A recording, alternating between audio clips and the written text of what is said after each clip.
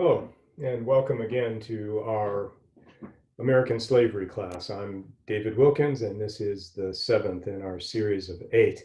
And I hope you've enjoyed the 6 previous sessions. Let me share my screen and we will get started. We have one more session after this one to wrap up our series on American slavery. So we will obviously be heading toward the Civil War, and we're going to continue our discussion today of the expansion of slavery. So this is the growth of the Cotton Empire. We will look at some more of Ed Baptiste's work, the author of The Half Has Never Been Told. And we will also today examine how the Indian Removal Act will further impact that expansion using the lands that had been occupied by the 5 southeastern tribes. Their forcible removal to the Oklahoma Territory will then result in the opening of new land in the South for slavery. So a couple of summary issues, questions from last, again, we focused last week on, and the week before, on the Haitian Revolution and the importance of that revolution to the development of the U.S., the United States that we know today. We know that but for the Haitian Revolution, there would not be the Louisiana Purchase. Napoleon might have continued his drive to rebuild a French empire in what is today the U.S., south of the Mississippi River. That didn't happen. Napoleon gave up his claims in exchange for $15 million sale to Jefferson of the Louisiana Purchase. And let's remember, it wasn't simply Louisiana that was purchased, but really much of what we know today as the Midwestern states. So doubling the size of the U.S. effectively and increasing the land mass on which cotton could be grown. We talked about the Denmark Vesey and the Charles Deslandes rebellions, the German Coast Rebellion, and I've got some clarifying information on Deslandes and also the Negro Fort, a bit of confusion over the difference between the Negro Fort and Fort Mose.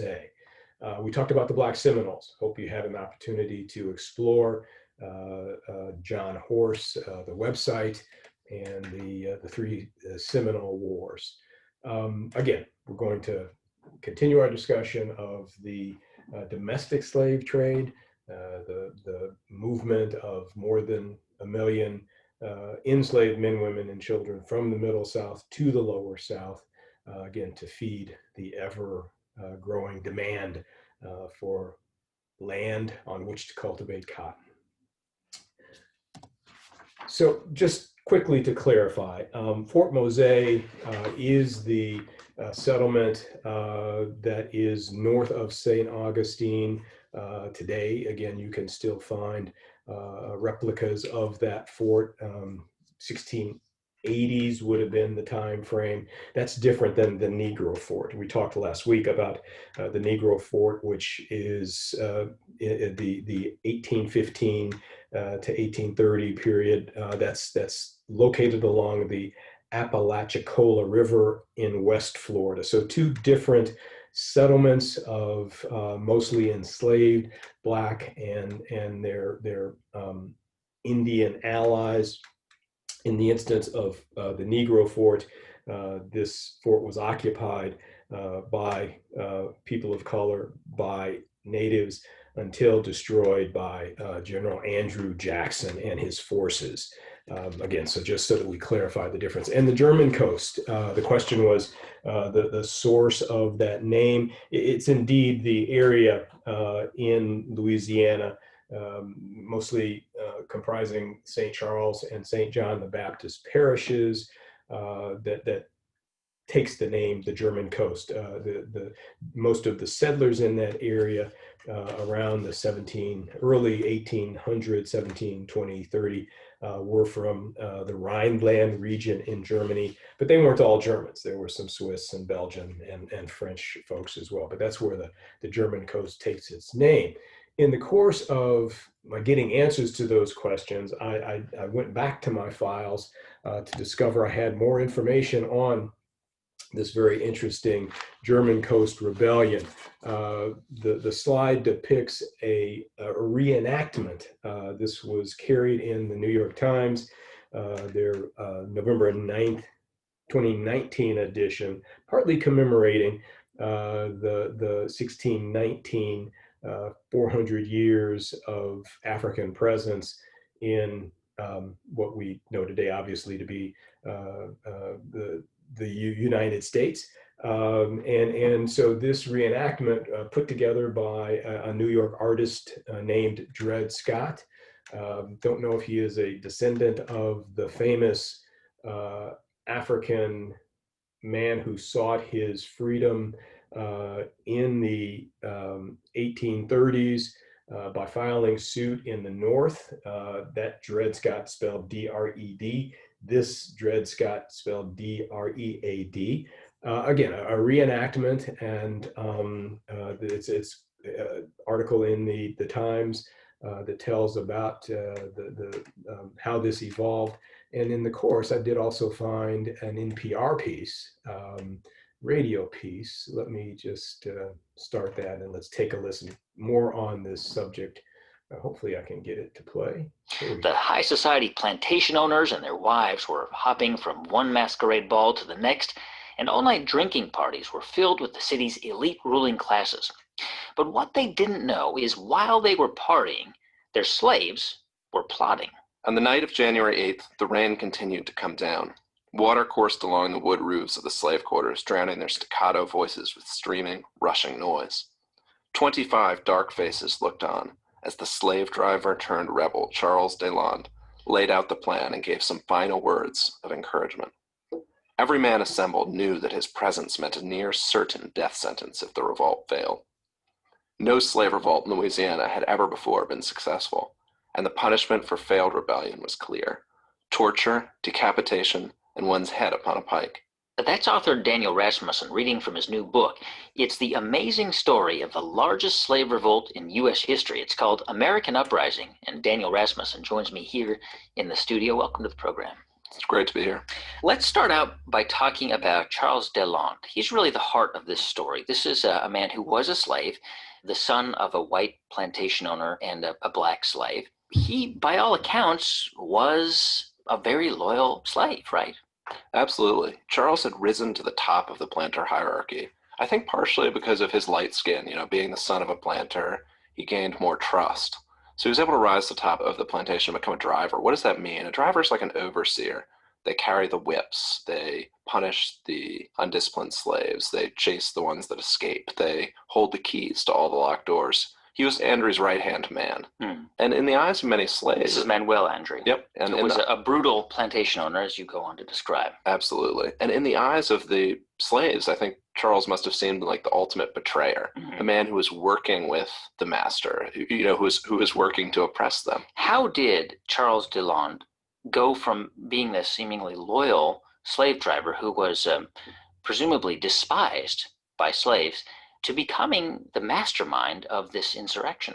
Charles gained privileges because he was a driver, better clothes, a nicer cabin, also the freedom to move, the freedom to meet with the leaders of other plantations, to talk to them, ostensibly probably about sugar planting. So Charles would move up and down the coast. And as he was doing this, rather than deliberating about the best time to plant sugar or harvest the crop, Charles was sowing the seeds of an insurrection. He was, in modern terms, the ultimate sleeper cell. Tell me what happened that night, January 8th, 1811. So January 8th, 1811, let's set the scene just a little bit. Why did the slaves choose January 8th? 3 reasons. The first reason is that this is the start of Carnival, the build-up to Mardi Gras. And so the slaves choose this as an ideal time because of the lavish planter balls, the celebrations that are going on throughout this period. The planters would have huge parties, turtle, gumbo, and of course massive amounts of wine and brandy. The morning after one of these debauches was an ideal time to launch a revolt, and slaves had figured that out. Second reason, William Claiborne, the governor of the territory, sends out the dragoons, which are the most impressive military force the Americans have, to Baton Rouge to fight the Spanish. And no coincidence that the slaves wait until America's embroiled in the war with the Spanish. The bulk of the American military force is gone. A mere 68 regular troops are left in New Orleans. Wow. And finally, on January 4th, a rainstorm blows in. Why is this important? Well, it means that you can't transport artillery. And so slaves armed with cane knives, axes, muskets, have a much better chance against another set of military forces only armed with muskets as well than they do against a force that has artillery. And so they wait.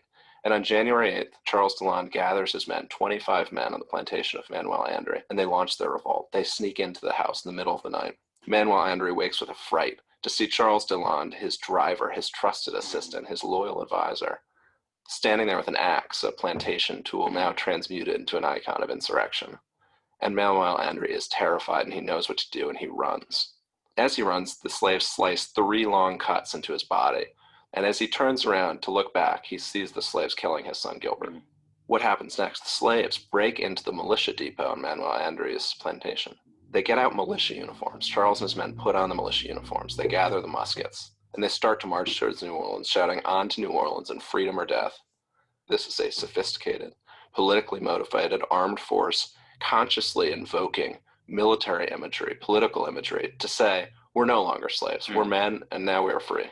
Daniel, what was the overall plan? I mean, they were headed towards New Orleans. What were they going to do? You know, it's hard to say what exactly they intended. But if we look at other revolts, contemporaneous revolts that happened in 1812 in Cuba, for example, or, what happened in Haiti, I think we can get a much more clear picture of what the slaves would have intended. Yeah. And that is the establishment of a black republic, an independent black republic on the shores of the Mississippi River. What's fascinating in the book and the way you describe it is this contingent of slaves, as they make their way towards New Orleans, they gather, they collect more and more slaves come out of plantations to join them. The ranks swell to 500, as you describe.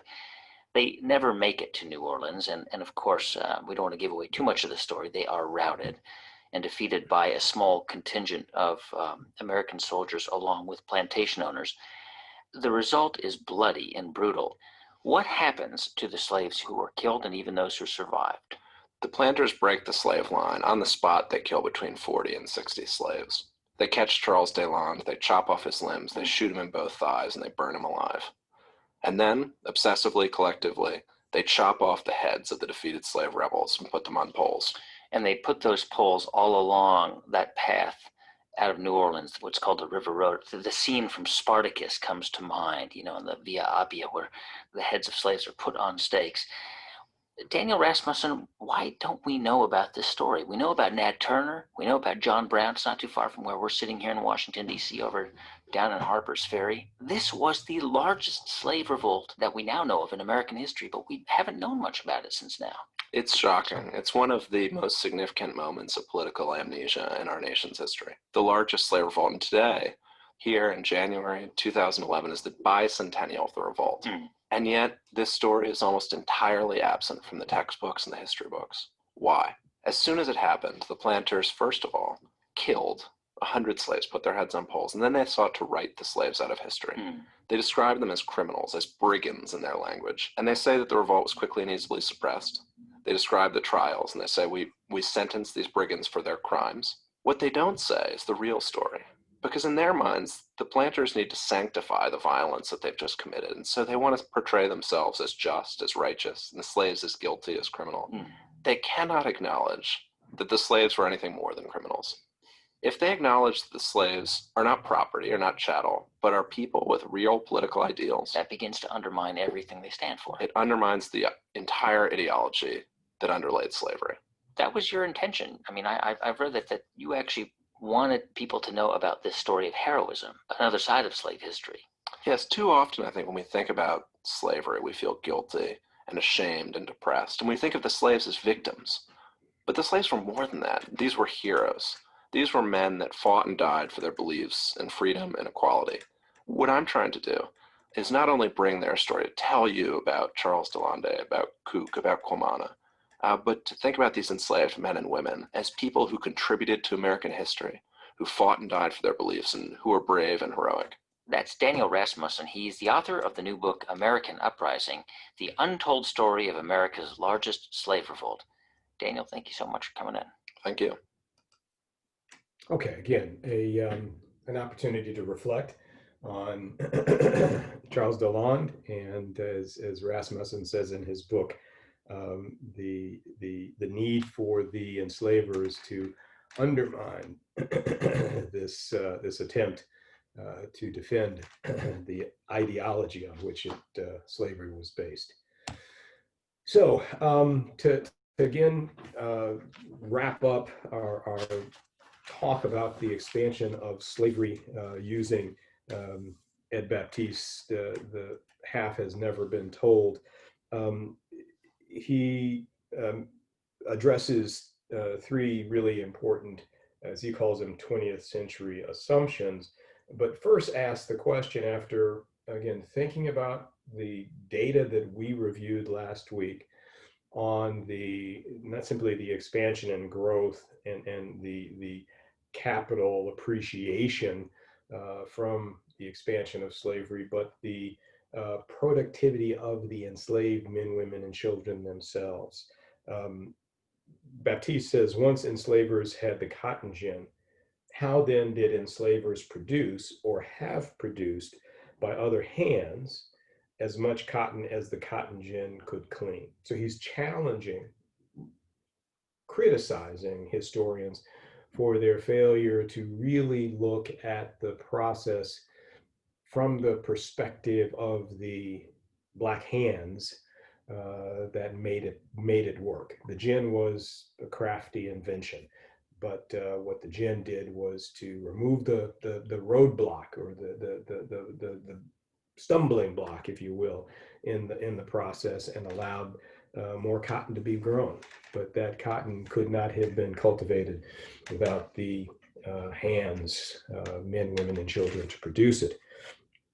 So Baptiste, again, addresses these assumptions. He says, thus, even after historians of the civil rights, Black power, and multicultural eras rewrote segregationist stories about gentlemen and belles and grateful darkies, historians were still telling the half that has ever been told.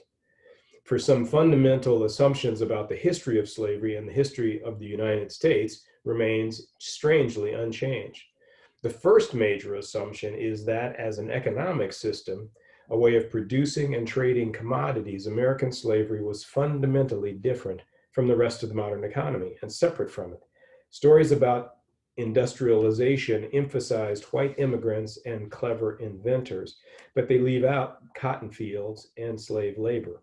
This perspective implies not only that slavery didn't change, but that slavery and enslaved African Americans had little long-term influence on the rise of the United States. In other words, again, discounting the contributions of these black hands, as he describes in his book. The second major assumption is that slavery in the United States was fundamentally a contradiction with the political and economic systems of the liberal republic, and that inevitably that contradiction would be resolved in favor of the free labor North. Sooner or later, slavery would have ended by the operation of historical forces. Baptiste and other modern historians of slavery, particularly those with an economic perspective, I think make the case quite perceptively that if not cotton, there would have been some other tool of capitalist expansion and enterprise. In other words, these oligarchs had perfected their wealth-making machine. It happened to be cotton, centered on cotton, but they knew how to make profits with very low overhead, and there was no way they were going to let that profit-making enterprise fail for lack of a a target. They would have found a target, and I think there's growing scholarship that would prove that out. The third assumption that Baptiste says, the worst thing about slavery as an experience, one is told, was that it denied enslaved African Americans the liberal rights and liberal subjectivity of modern citizens.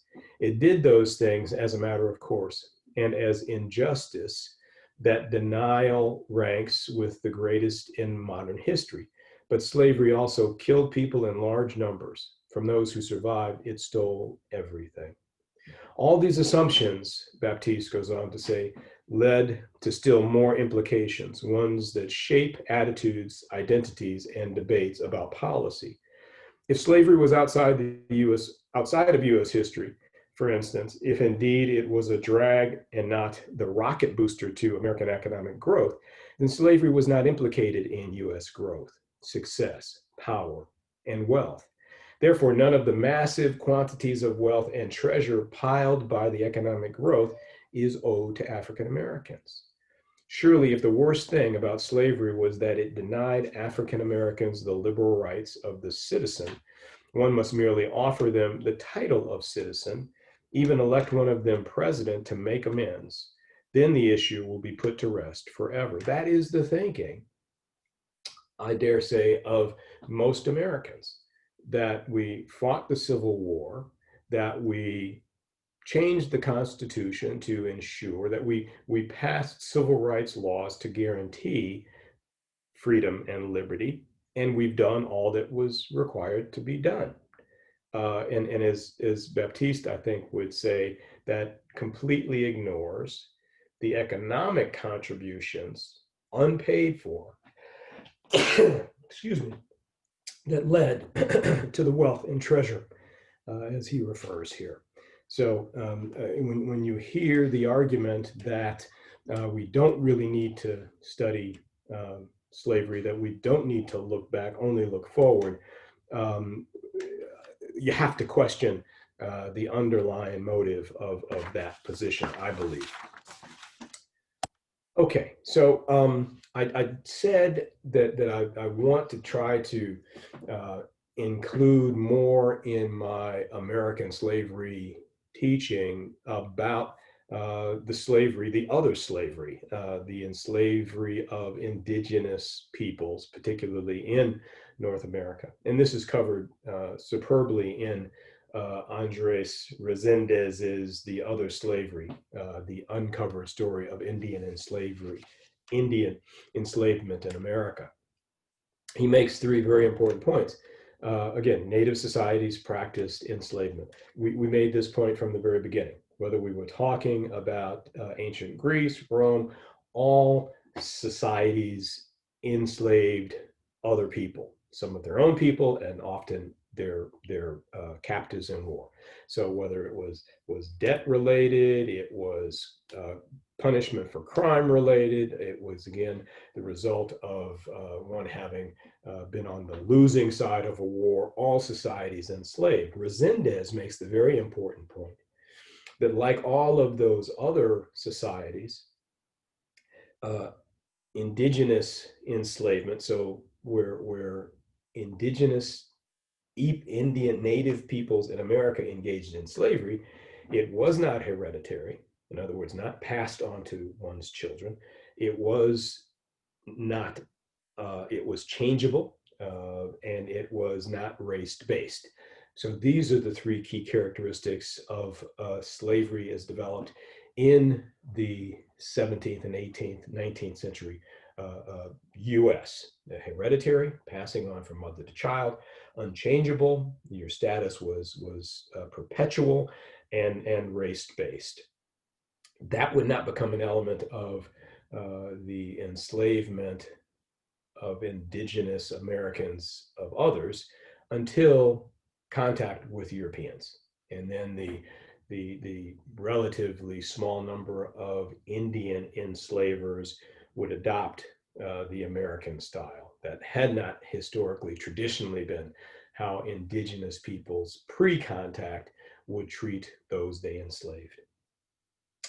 And then the third really, really important point is that removal, the expansion of slavery does not happen without removal, and that removal will extend enslavement to the West.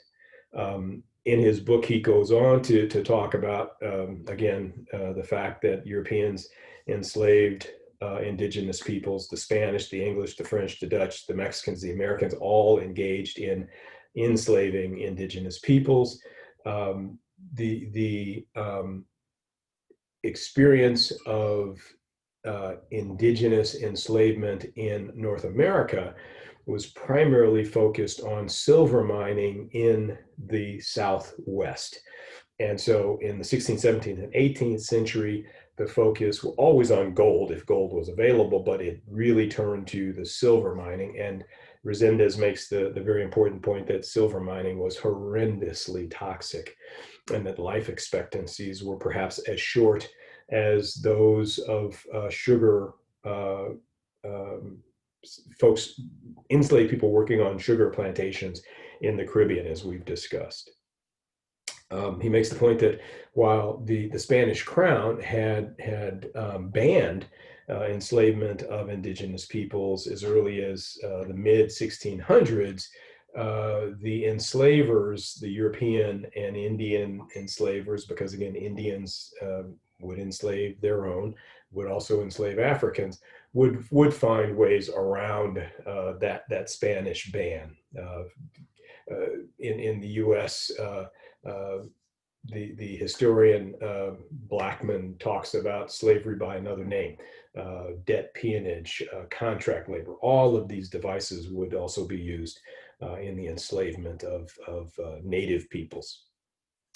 He makes the point that in the U.S. territory, so these are the Western territories west of the Mississippi, certainly, that would become ultimately U.S. states, but that these, as these are being developed, those people investing in, particularly the governors, made investments, and they were seeking to have a return on those investments, and they were only ready to use the free labor of indigenous people in seeking to recover that investment.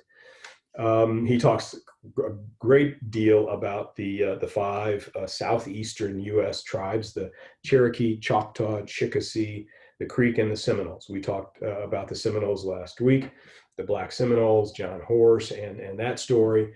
But these five tribes would be the central focus of that removal process, making way for new cotton land in the territories, in the lands that they had possessed for generations. And he talks extensively about the role of the U.S. government in their negotiations and in the breaking of the treaties that they would enter into involving these tribes. So again, the key message that Resendez shares that's important to our study today is that the expansion of slavery doesn't happen without the removal. So removal happens in 1830, and concomitant with that is this ever increasing opening up of land for cotton cultivation in particularly now the lower South, the Mississippi Valley, Mississippi, Alabama, Louisiana, and ultimately into Texas. So let's pause here and see a quick video on the Trail of Tears.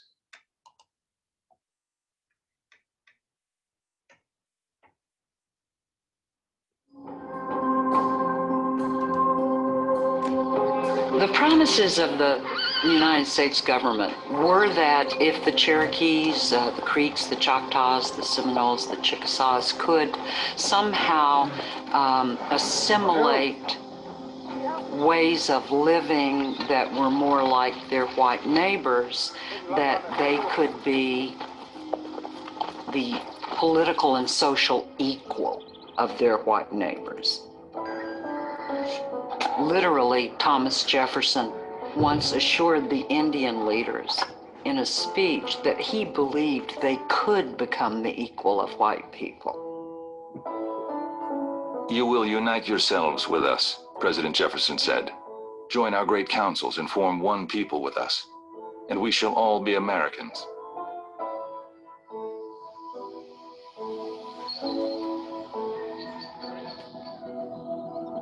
But the end of the 1820s saw the first stirring of a populist political movement that sent tremors through Indian lands all over the East. This hard-edged new movement found voice in Andrew Jackson. In his first address to Congress, President Jackson announced his intention to do as his voters pleased, which is to say rid the East of the Indian tribes once and for all. The Indian Removal Bill was Jackson's first priority once he was in office. It did reflect a fundamental shift in the way that America was beginning to define itself. The thinking of the day becomes more racist, that the Cherokees are inferior and cannot be like the whites. The legislation passed, and President Andrew Jackson's signature made Indian removal the law of the land.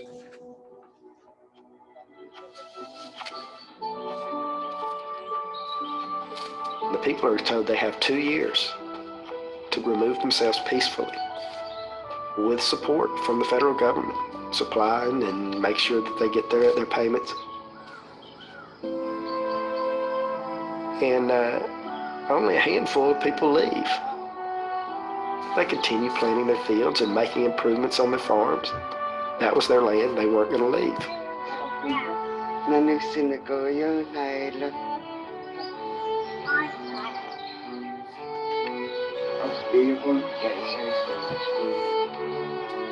For the vast majority of the Cherokee people, removal was not an option. It just was not.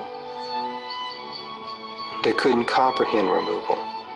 They couldn't comprehend that a handful of people signing a piece of paper would be enough to remove them from their homelands.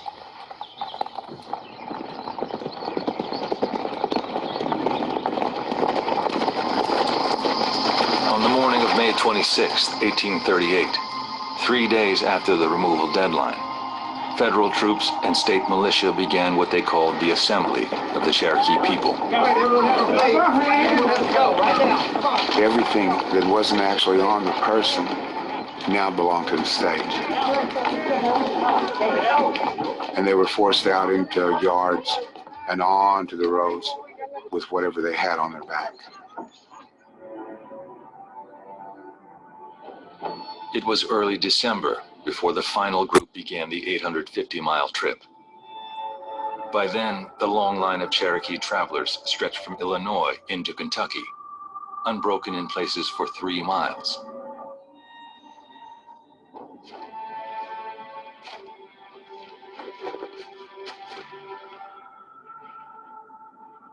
No one could have predicted that one of the hardest winters in memory would strike that year. A New Englander passing through western Kentucky noted the sad procession. 2,000 people, sick and feeble, many near death. One woman was carrying her youngest child who was dying in her arms. The Indians buried 14 or 15 at every stopping place.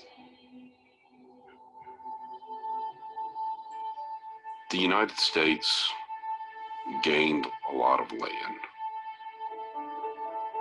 but a loss for the American government is the blemish, the stain it places upon our national honor. What we did in the 1830s to the southeastern Indians, it's ethnic cleansing.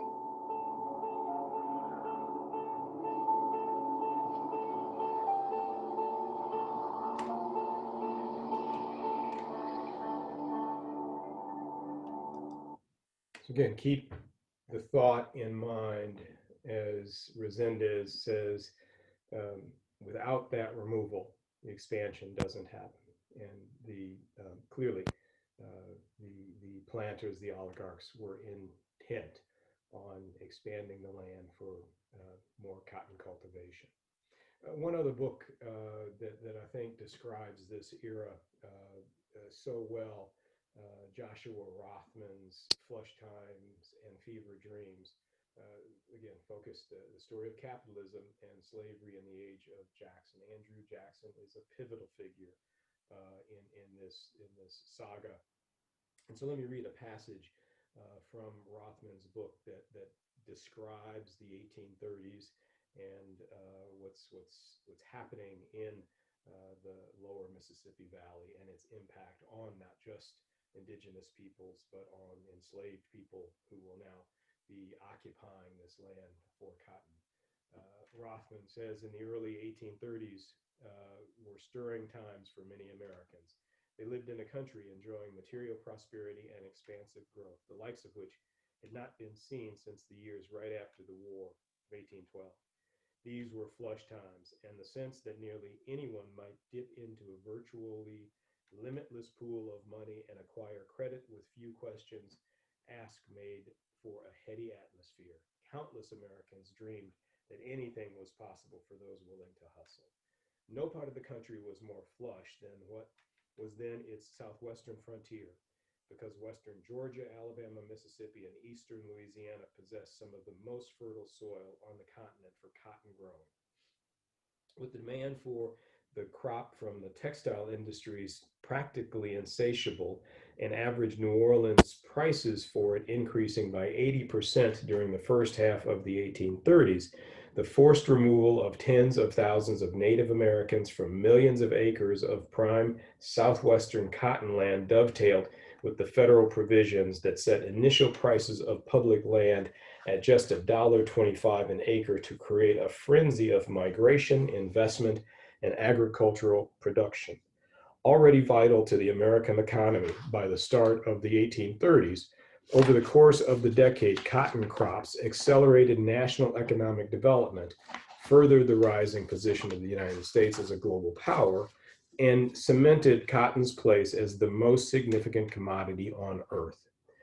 In Mississippi, the removal of the Choctaw and Chickasaw Indians between 1830 and 1832 opened the floodgates to white settlement of the northern half of the state of Mississippi.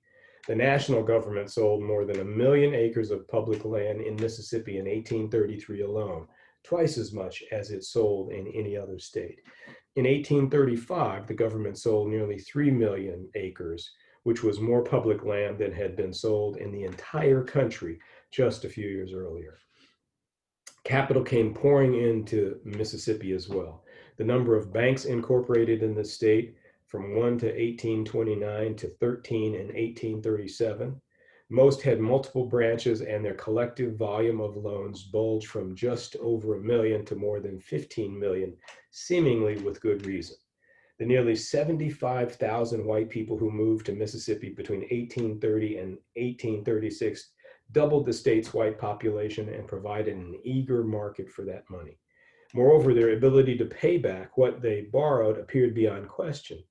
In 1834, Mississippians produced 85 million pounds of cotton, a more than 8-fold increase over the amount they had produced less than 15 years earlier. In 1836, they brought more than 125 million pounds to market, and by 1839, the Mississippi cotton crop amounted to nearly 200 million pounds, at which point Mississippians grew almost a quarter of America's cotton. So it's been said that the 8 or 9 richest people on earth at the time, here we're talking in the 1830s, lived in and around Natchez, Mississippi.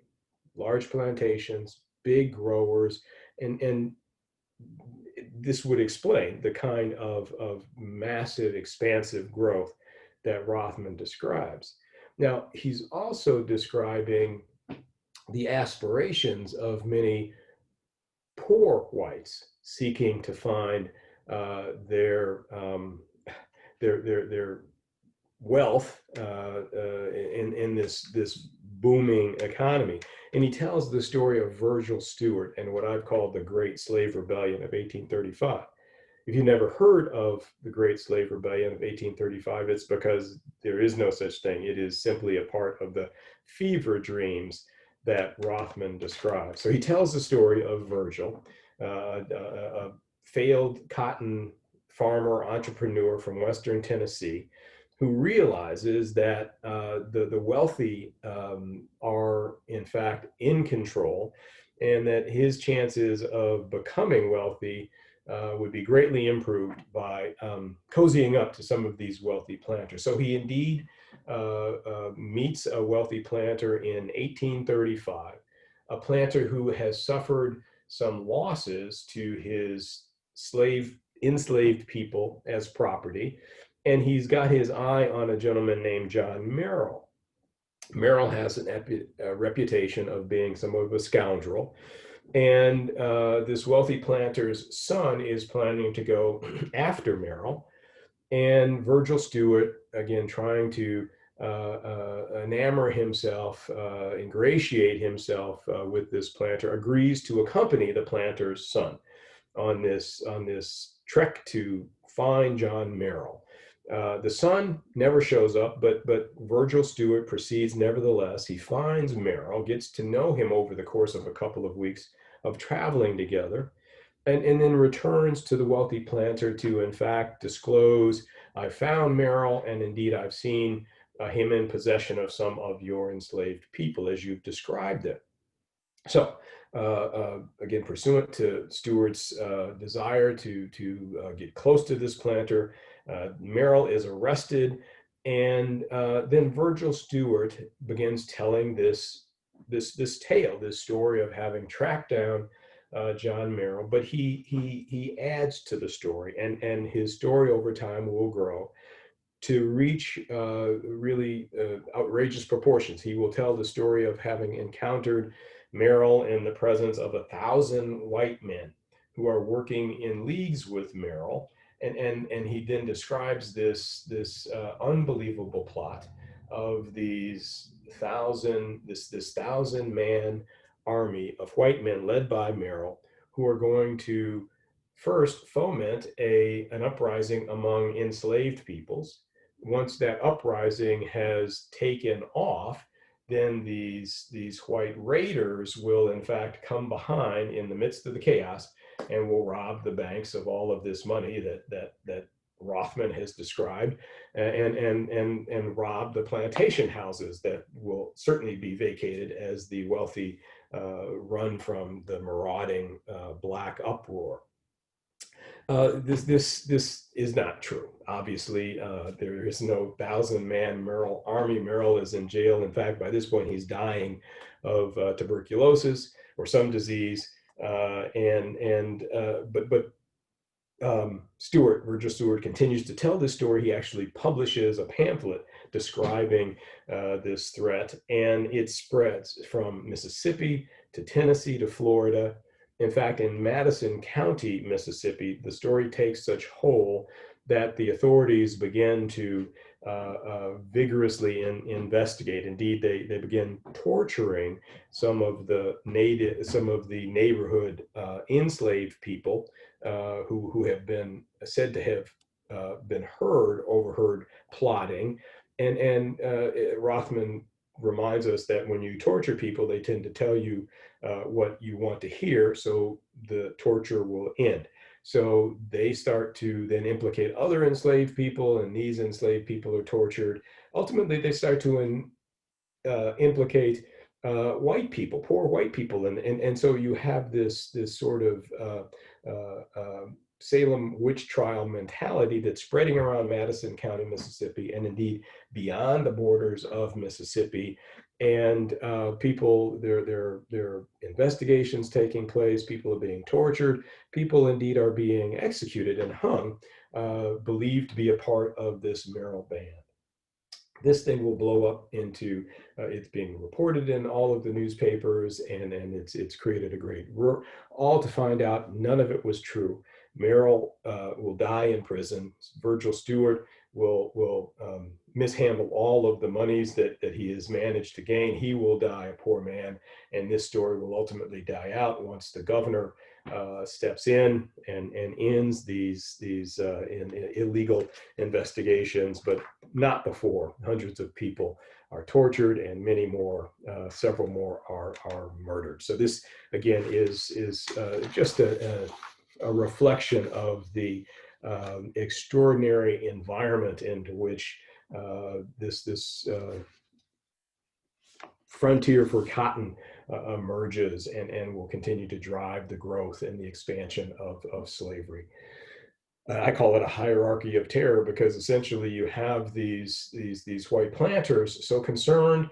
Nat Turner has taken place about 4 years prior to this. The Haitian rebellion continues to be on the minds, and so you have this hierarchy of terror where white men insist that they must be protected, their plantations, their wealth must be protected, and anyone below them who might be so unfortunate as to fall prey to rumors like this are just necessary sacrifices as they maintain their positions of power through terror. So let's stop for a moment, take some questions, and then we'll move into the second segment of our talk today. So we are moving into what I call the impending crisis, what historians call the impending crisis. The Civil War is a mere 6 decades hence, but lots happening between 1800 and 1860, and we're going to try and cover much of that today. We'll conclude in our 8th segment next week. Right up to the war. We won't spend a lot of time talking about the war. We will talk a bit about the role that enslaved people played in the war, fighting on behalf of the North against the South.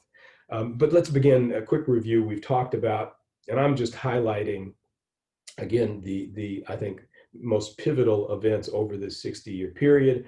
I believe that the first half of the 19th century is perhaps the most eventful and significant period in the 400 years of history of Europeans and Africans in North America.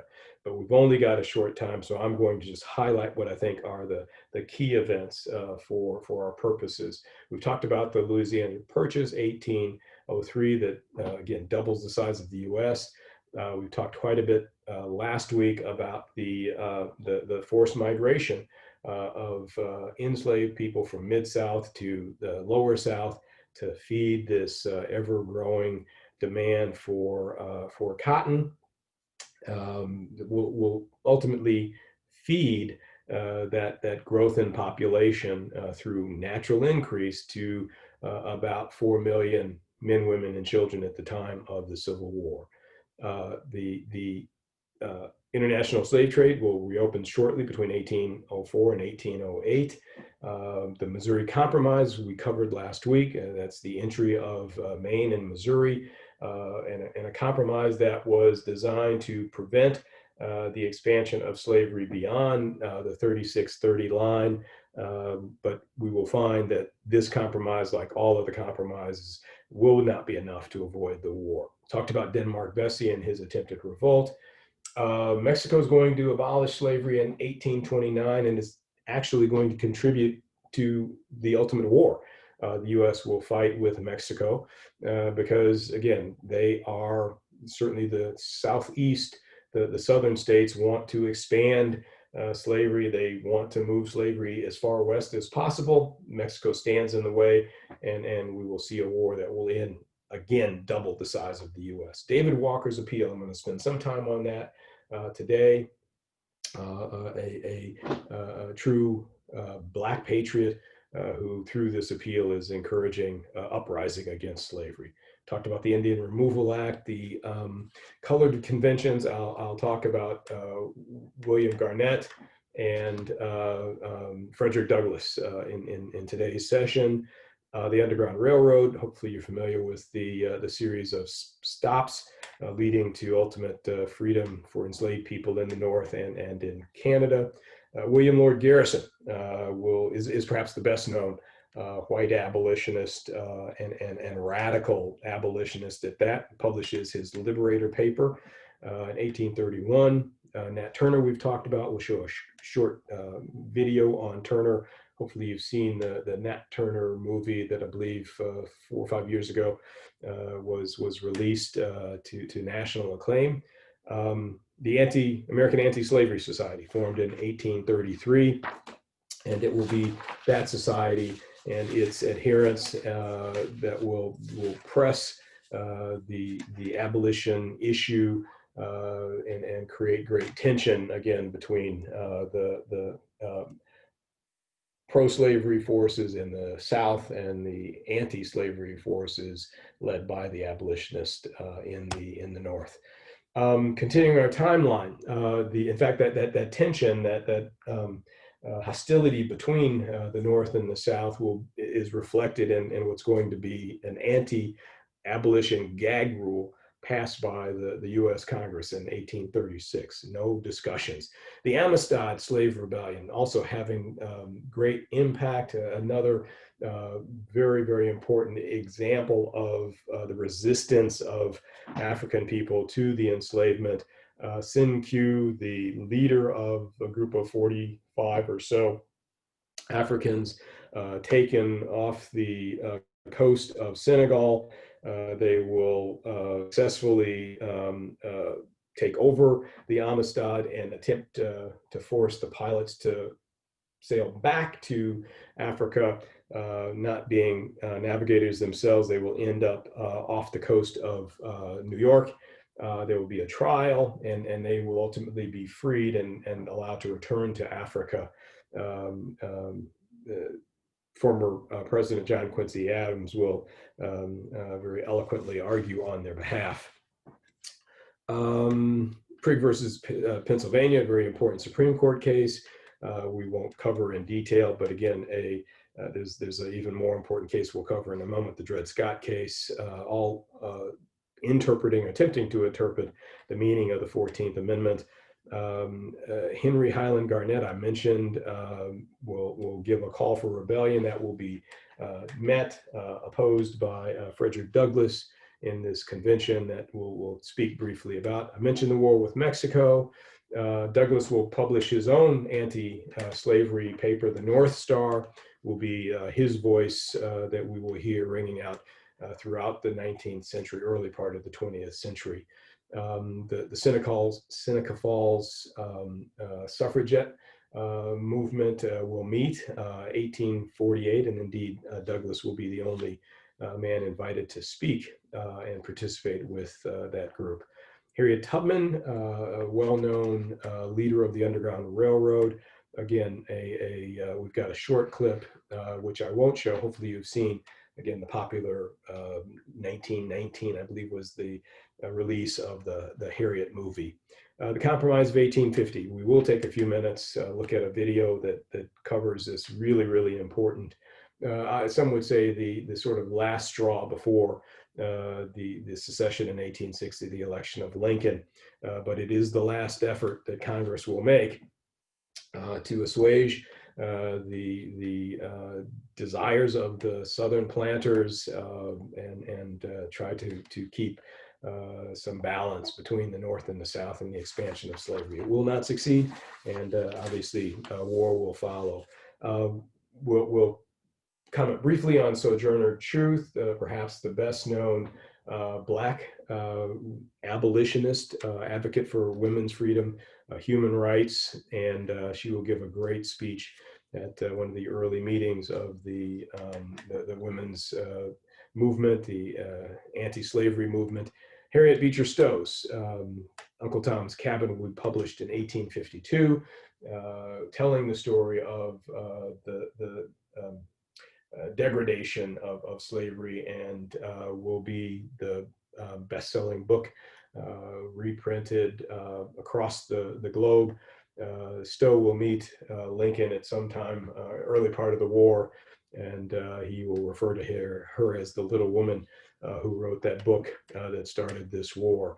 The Kansas-Nebraska Act, again, another very, very open and violent episode of pro and anti-slavery forces meeting across barriers, across boundaries, will become known as Bleeding Kansas for the early skirmishes, some would say early skirmishes of the Civil War.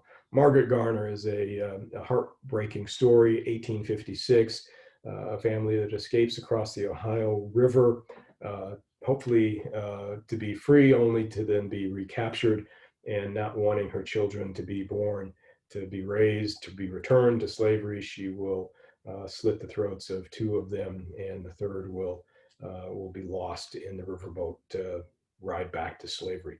Dred Scott, I mentioned earlier, the pivotal U.S. Supreme Court case, some say the worst decision the court's ever made, but Justice Taney will write the opinion for the court, which essentially says Black people cannot be citizens, indeed have no rights to which a white person need give respect.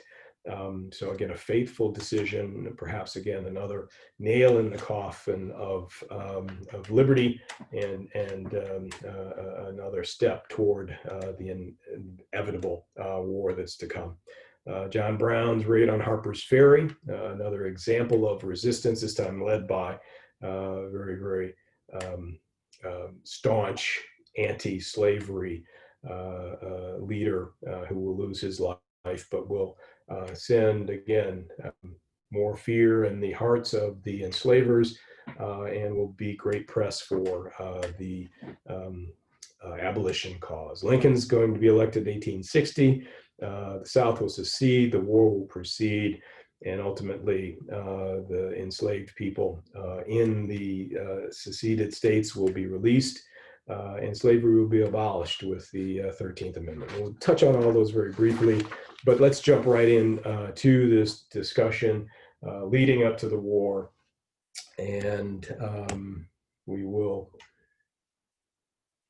hear about this debate that is not much Was of a the American debate Civil War anymore. fought because of slavery? More than 150 years later, this remains a controversial question. Why? Because many people don't want to believe that the citizens of the southern states were willing to fight and die to preserve a morally repugnant institution. There has to be another reason, we are told. Well, there isn't. The evidence is clear and overwhelming. Slavery was, by a wide margin, the single most important cause of the Civil War for both sides. Before the presidential election of 1860, a South Carolina newspaper warned that the issue before the country was the extinction of slavery, and called on all who were not prepared to surrender the institution to act. Shortly after Abraham Lincoln's victory, they did. The secession documents of every Southern state made clear, crystal clear, that they were leaving the Union in order to protect their peculiar institution of slavery, a phrase that at the time meant the thing special to them. The vote to secede was 169-0 in South Carolina, 166-7 in Texas, 84-15 in Mississippi. In no Southern state was the vote close. Alexander Stephens of Georgia, the Confederacy's vice president, clearly articulated the views of the South in March 1861. Our new government, he said, was founded on slavery. Its foundations are laid. Its cornerstone rests upon the great truth that the Negro is not equal to the white man, that slavery, submission to the superior race, is his natural and normal condition. Yet despite the evidence, many continue to argue that other factors superseded slavery as the cause of the Civil War. Some argue that the South only wanted to protect states' rights. But this raises an obvious question. The states' rights to what? Wasn't it to maintain and spread slavery? Moreover, states' rights was not an exclusive Southern issue. All the states, North and South, sought to protect their rights. Sometimes they petitioned the federal government. Sometimes they quarreled with each other. In fact, Mississippians complained that New York had too strong a concept of states' rights because it would not allow Delta planters to bring their slaves to Manhattan. The South was preoccupied with states' rights because it was preoccupied first and foremost with retaining slavery. Some argue that the cause of the war was economic. The North was industrial and the South agrarian. And so, The two lived in such economically different societies that they could no longer stay together. Not true. In the middle of the 19th century, both North and South were agrarian societies. In fact, the North produced far more food crops than did the South. But Northern farmers had to pay their farmhands, who were free to come and go as they pleased, while Southern plantation owners exploited slaves over whom they had total control. And it wasn't just plantation owners who supported slavery. The slave society was embraced by all classes in the South. The rich had multiple motivations for wanting to maintain slavery, but so did the poor, non-slaveholding whites. The peculiar institution ensured that they did not fall to the bottom rung of the social ladder. That's why another argument that the Civil War couldn't have been about slavery because so few people owned slaves has little merit. Finally, many have argued that President Abraham Lincoln fought the war to keep the Union together, not to end slavery. That was true at the outset of the war, but he did so with the clear knowledge that keeping the Union together meant either spreading slavery to all the states, an unacceptable solution, or vanquishing it altogether. In a famous campaign speech in 1858, Lincoln said, "A house divided against itself cannot stand." What was it that divided the country? It was slavery and only slavery. He continued, "I believe this government cannot endure permanently half slave and half free. It will become all one thing or all the other." Lincoln's view never changed, and as the war progressed, the moral component, ending slavery, became more and more fixed in his mind. His Emancipation Proclamation in 1863 turned that into law. Slavery is the great shame of America's history. No one denies that. But it's to America's everlasting credit that it fought the most devastating war in its history in order to abolish slavery. As a soldier, I am proud that the United States Army, my army, defeated the Confederates.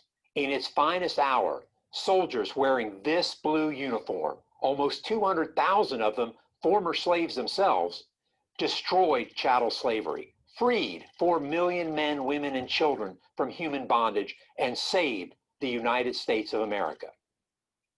I'm Colonel Ty Sidgley, professor and head, Department of History at the United States Military Academy, West Point, for Prager University.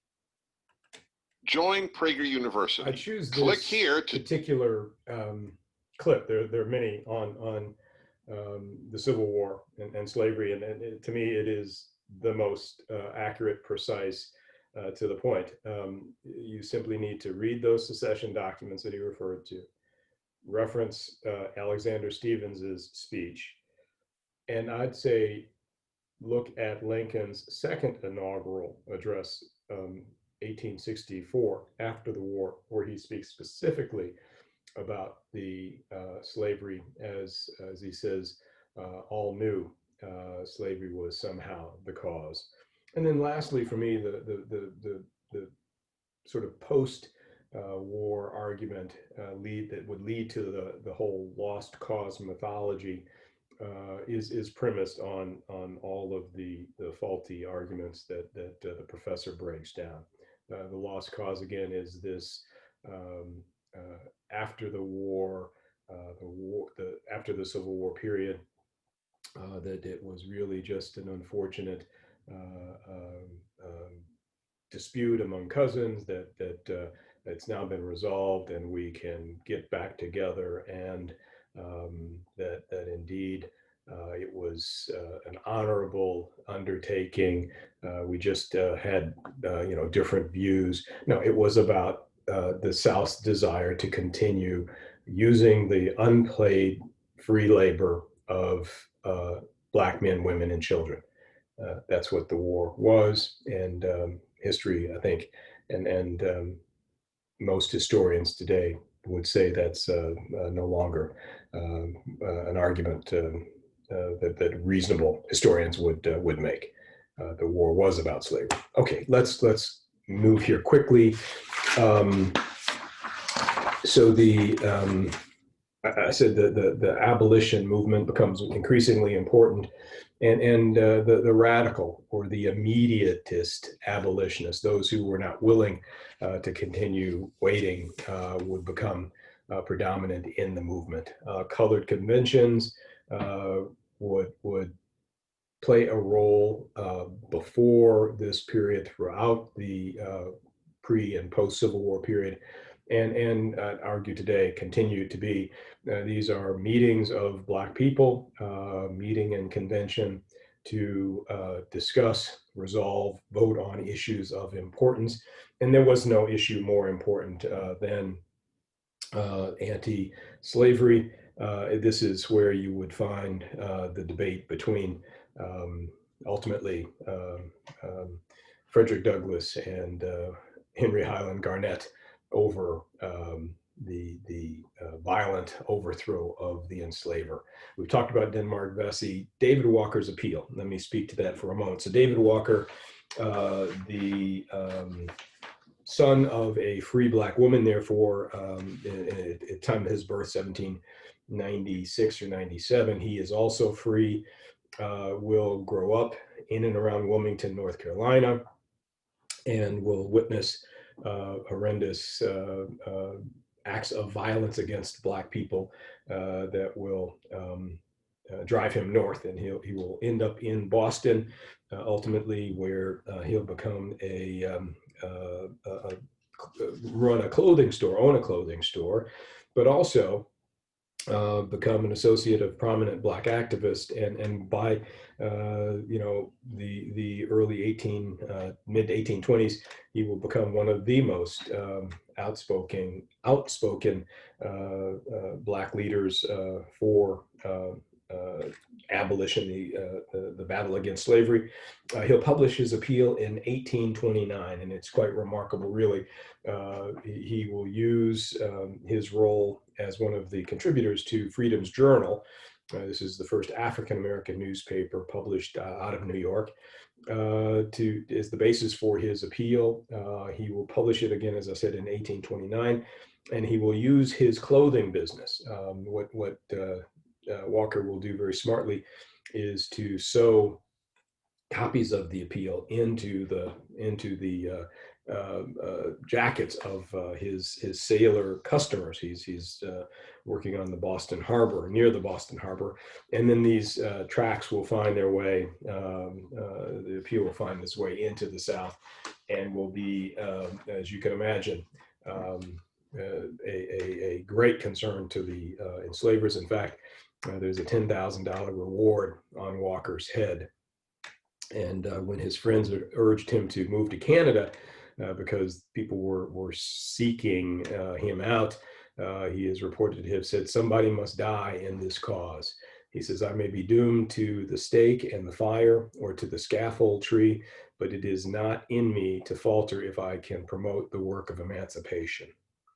So a devout Christian, he believed that abolition was a glorious and heavenly cause.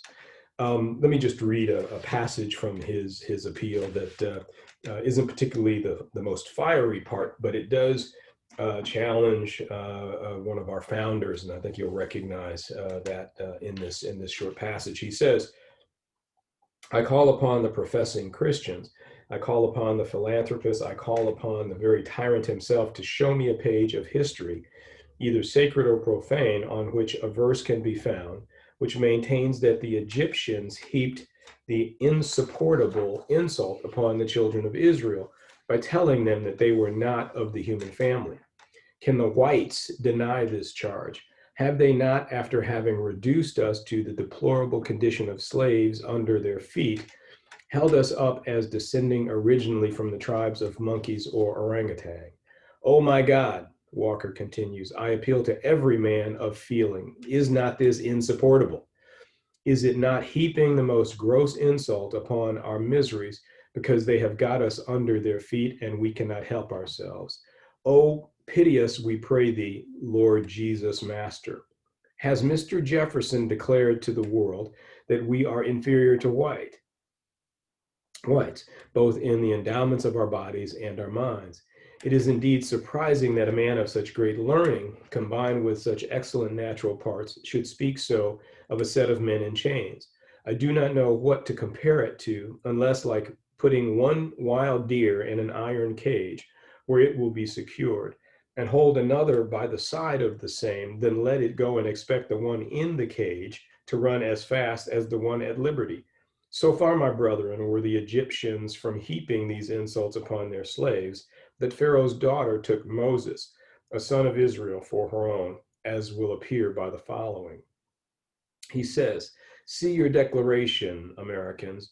Do you understand your own language? Hear your languages proclaimed to the world. July 4th, 1776, we hold these truths to be self-evident, that all men are created equal, that they are endowed by their Creator with certain inalienable rights, that among these are life, liberty, and the pursuit of happiness. Compare your own language above, extracted from your Declaration of Independence, with your cruelties and murders inflicted by your cruel and unmerciful fathers and yourselves on our fathers and on us, men who have never given your fathers or you the least provocation. Again, a part of David Walker's appeal that gathered the ire of Southern planters, he was died at a young age, mysterious circumstances, not ever clear, but he did have some sort of a blood disorder that would also take the life of his daughter. And so very, very interesting character in our history.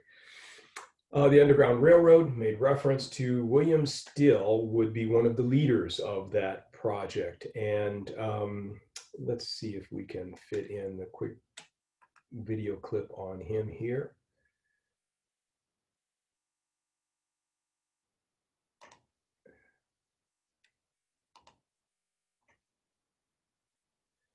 I think William Still's place in the story of the Underground Railroad is getting stronger and stronger over time.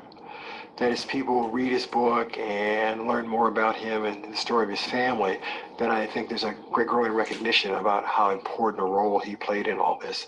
I think he was recognized as important during the period, but got lost in the activities of other individuals. And I think slowly we're beginning to recognize him more and more and understand how valuable his contributions were, not only in terms of his active commitment to helping runaways gain their freedom and go on to a better life, but also his willingness to capture their stories and to save these things despite all the dangers, because it was important for him and for others to have that voice, to have that other perspective available for others to see and to understand. So I think those choices by him were critical ones. And as we go forward and recognize how hard it is to get information about the Underground Railroad and begin to piece together how it functioned, then his becomes a very important source for that. He believed these stories had value beyond just the personal story of an individual. He believed that the future generations needed to know about these heroes. He believed that if they grew up thinking that they came from a race of cowards, that they believed the stereotypes that they would surely hear, that they would be people who did not really accomplish all that they could. They needed role models, they needed heroes.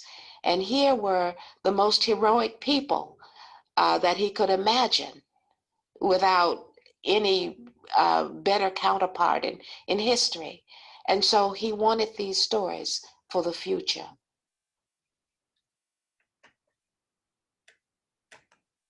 The recently released Harriet movie, in addition to obviously profiling Harriet's life in a very, very positive way, does a good job of telling the William Still story almost in the background. He's the gentleman who would greet the recently arrived free people in Harriet's party and immediately start to document their stories, and it's very, very powerful. We've talked about the Trail of Tears, but let me comment briefly on Andrew Jackson and his role.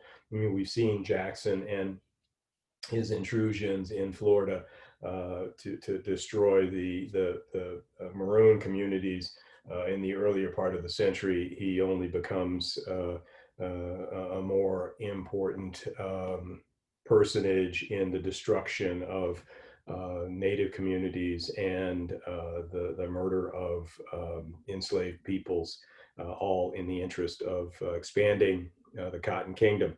Andrew Jackson promised to expand the U.S. westward after his election in 1828. He says, "What good man would prefer a country covered with forest and ranged by a few thousand savages to our extensive republic, studded with cities, towns, and prosperous farms, and filled with all the blessings of liberty, civilization, and religion?" Jackson seized millions of acres of Indian land in the Southwest, eventually removing 5 nations from their homes, opening new lands to cotton cultivation. The U.S. Army forcibly removed more than 15,000 Cherokee and marched to the Indian Territory in Oklahoma, a journey the Cherokee called the Trail of Tears, which we've covered. As many as 1/4 died. Now, the 15,000 number they give for the Cherokee is by most historians' account today, grossly an undercount, and that doesn't include the other tribes involved. Okay, Nat Turner, we've talked briefly about, but there is a good, again, I guess I said there was a new Nat Turner movie that's now 4 or 5 years old, but let's just include this short clip in our class for reference. Nat Turner's 1831 slave rebellion stuns the nation and pushes the South's slave policing system to its limits. For white Virginians and white slaveholders across the South, it was a shock. The paranoia shoots off the scale. 50 dead today, how many dead tomorrow? In Southampton County, Virginia, Nat Turner, an enslaved preacher, has his own interpretation of the Bible. He believes that God has chosen him to avenge the sins of slavery. As Turner makes his rounds preaching in the fields, he quietly enlists other slaves to his cause. For months, the men meet secretly, conspiring on the plans of their uprising. In the early morning hours of August 21st, 1831, Turner and his men launched one of the largest slave rebellions in American history. The rebels moved from home to home, killing every white person they meet. As they advanced towards the nearby town of Jerusalem, more recruits joined them. The local slave patrols have failed to uncover Turner's plot. So the militia is called out to track down and kill the rebels. For 36 hours, the rebellion rages on. Church bells ring out in distress. Rumors spread among whites that the whole southern slave population has finally exploded in revolt, and that the British are invading to liberate the slaves. As panic swells, the United States government provides important military support. And that support is ensured by slaveholder power. Don't forget that slavery is protected not only by the slaveholder, not only by the local militia or the state militia, but also by the full force of the military might of the United States of America. Except for that, slavery would not have been possible in the South. As the hunt for Nat Turner and his men continues, 800 U.S. troops join 2,000 local militiamen. Within a week, the rebellion is squashed. More than 50 rebels are captured. Nearly 60 white men, women, and children have been killed. The violence doesn't fully subside until Nat Turner is captured 2 months later on October 31st, not by a patrol or slave catcher, but by a farmer, by accident. Turner is tried, hanged, and skinned. In all, the state executes 55 black people for conspiring with Turner. Turner Rebellion frightened whites literally out of their minds, and yet even that wasn't strong enough to provoke them to get rid of slavery as an institution. Because for slave owners, profit outweighs morality and their own safety. By 1830, nearly 2 million slaves are fueling the Southern economy, and slaveholders aren't about to give up their free labor. And still, slaves run, and slave hunters expand their networks for tracking them.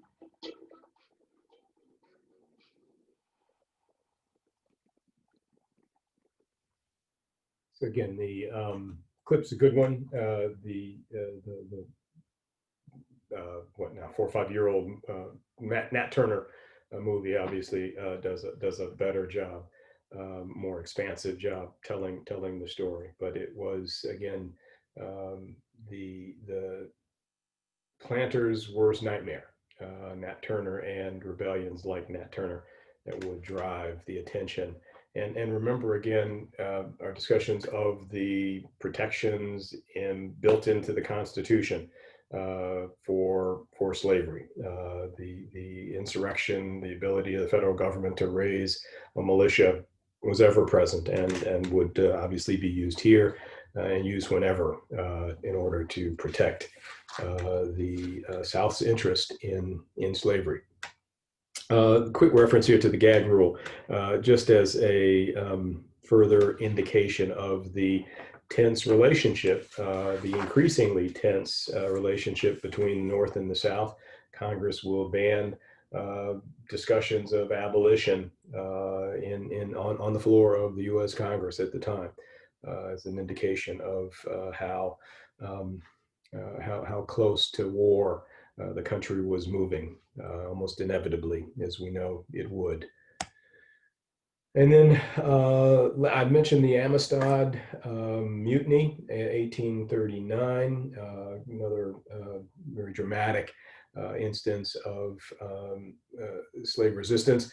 I think second session we talked about, maybe the first session talked about slave revolts on ships, the high percentage of those voyages that experienced some form of revolt and murder of the crew.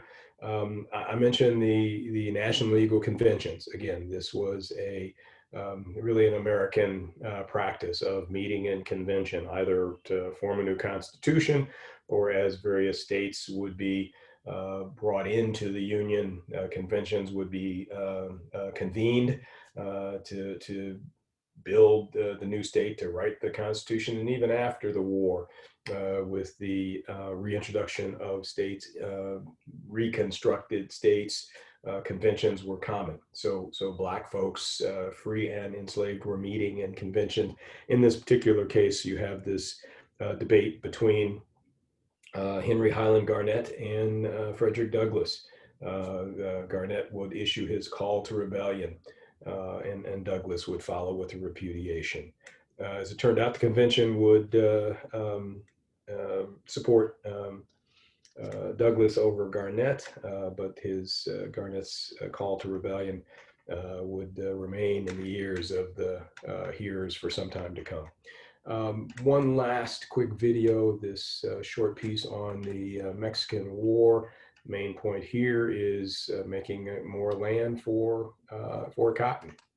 In the spring of 1846, the United States went to war with Mexico, hoping to gain vast territories in the Southwest.